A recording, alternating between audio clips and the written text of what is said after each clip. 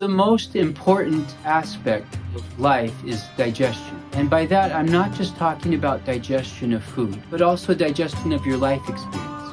How you are digesting your life experience has a huge impact.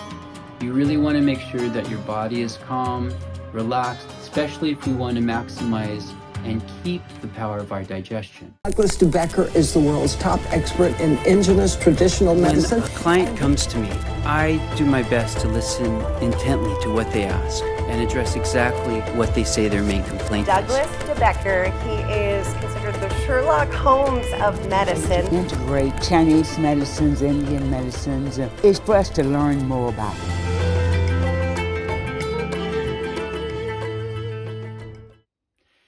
Hello everyone, I'm Douglas Becker. Welcome back to the Becker Code. Please remember to subscribe, like, and share to help this life-changing knowledge reach as many people as possible. So the most important aspect of life is digestion. And by that, I'm not just talking about digestion of food, but also digestion of your life experience. In traditional medicine, the background noise, how you feel at rest, has a huge impact on everything in your body, and digestion is no exception. How you are digesting your life experience has a huge impact on the body's ability to really show up and do exactly what it's meant to do when consuming food and drink. If you're stressed from a situation that you haven't resolved, for instance, maybe you haven't been able to forgive someone that hurt you, or perhaps you are carrying the weight of some stress of some loved one who's suffering, you have to learn how to digest and integrate your life experience until you can really be a master of really showing up when you're sitting in front of your food to eat and be completely present with it. So you don't have a lot of background stress inside of your system. Unresolved emotions like sadness or anger or just general stress of your situation needs to be integrated into your system and accepted as part of life so that you can sit there and then eat your food in peace and tranquility. This ability to have very little distraction in your system energetically allows your body's intelligence to really come forth and not be distracted. Of course, if you have lower blood pressure or really high blood pressure, you're going to be in a consistent state of stress. So this should really be something that we all work on. The more that we can have a balanced blood pressure that's strong enough to meet the day, but not so strong that our body is in stress all the time, will really help us, because that allows the body to do everything it needs to do without trying to focus on keeping the blood at a certain level so that we don't have a heart attack or stroke, or so that our hormones work right and that we're not weak.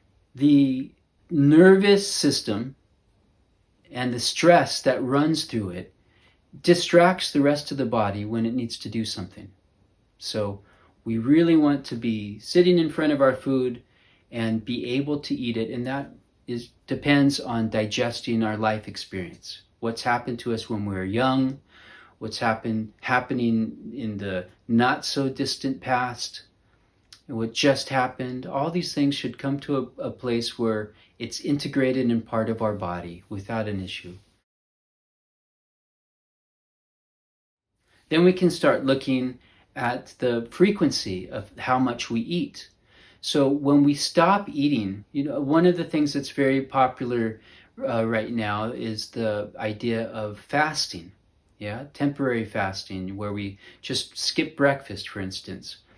And although this can help us with some issues, we have to be careful. If we skip too many meals, what will happen is that emptiness inside of our system will create some stress in our body, and that body can get in the way of us eating.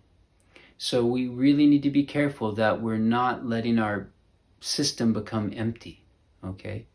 Especially if we want to maximize and keep the power of our digestion. The digestive ability will be caught off kilter. It will be influenced by the sense that it needs food, and it will be different for different body types. Some body types will not be able to fast so easily. So you really want to make sure that your body is calm, relaxed, and that there's frequent food and drink going through it. That keeps a rhythm that allows your body to maximize its digestive capacity. The next part is timing, when we eat. That we eat early when we have breakfast, that we eat lunch when it's like midday. After a lot of people, they get so busy and they wake up so late that they don't really get to lunch until 3 p.m. or 4 p.m. And that's just not so great for the body. The digestive capacity is the strongest somewhere between 12 p.m. and 1 p.m. when the sun is highest in the sky. This is the best time. And even though we may not be hungry at that time, once we start training ourselves to eat at that time, we'll start to feel the hunger again at that time. Otherwise, if we skip breakfast, or we have a big breakfast late, and then we get past, say, 2 p.m. and towards 3 p.m. is when we get hungry again, that habitual pattern will create a rhythm in our body, and it's not letting us mark the spot with the strongest digestive capacity that's available, which is in the afternoon. Also, not eating too late will also be helpful for us. Another part of digestion is how much food we're eating. We really shouldn't be eating until we're completely full. This is a bad habit that's happened, and what it ends up creating is the situation where if we drink some liquid, then it's also getting in the way of our digestion. Our digestion requires space with the food, and it also requires liquid. So in general, somewhere around 60% food, 20% liquid, and 20% space. Somewhere around that is a really good way to gauge how much food. When you're done eating, there should still be some space left, and that will allow maximum digestive capacity. With maximum digestive capacity, what you get is completely digested food with no leftovers in your system that's undigested, no residue or undigested food. That undigested food, those undigested food particles, can get into our blood and cause a certain level of toxicity that we may always be dealing with if we're not really fully digesting our food. So it's really helpful to do this. And these things that I'm mentioning, they become stronger when it happens over time, as a habit or a pattern.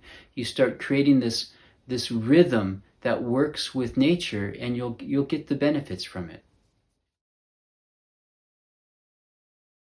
The next part to talk about is what kind of drink do you have with your food? Now, even before Weight Watchers and some idea of filling yourself up with water, it was noticed thousands of years ago, if you drink a little bit of water before you eat, it will actually help you lose weight. And if you drink a little bit of water after you have food, it'll help you gain weight. However, there's even more precision that can be made with your food that will maximize your digestion. And this is based on eating the opposite in taste and quality, or drinking the opposite in taste and quality to what you eat. So if you eat a very spicy, rich meal, you can have a light, sweet, say you have a spicy, hot meal, something that's warm, a warm, spicy meal. Drinking something that's cooler in temperature and that's a little sweet will actually maximize the digestive force. And the same, if you have a sweet meal, say you have a cool sweet meal, like a dessert or something, having a little bit of a warm drink that's a little spicy after your sweet cool meal will actually help the digestion happen better. To close this, I just wanted to say that the digestive fire is built upon two different things going on in the body. We want to have strong acid in our stomach so that the food fully gets broken down by the acid. And then what happens is the food comes out of the stomach into what's called the duodenum, the beginning of the small intestine. And at this point, bile falls from the gallbladder into the duodenum at the same time. And this is very similar to mixing vinegar and baking soda. There's this reaction because of a very strong base and a very strong acid, a very strong alkaline substance and a very strong acidic substance coming together. And so the food, when it comes out of the stomach with all this acid, is hit with a bunch of alkaline bile. It explodes and completely pulverizes the food, making it very assimilable to the body. If the bile doesn't flow very well, what you'll notice is that a person will start to have looser stools. And this is because the acid is coming with the food and probably burning the tissue. Over a long period of time, it can cause an ulcer, and it will cause the body to flush more water into the intestines, and that will create looser stools. In the same way, if a person's very constipated, sometimes it's because the acid isn't strong enough. So there's different ways to strengthen the stomach acid. What I said before about timing and the frequency of the food and how much to eat, all that really optimizes your acid in your stomach and your digestive capacity.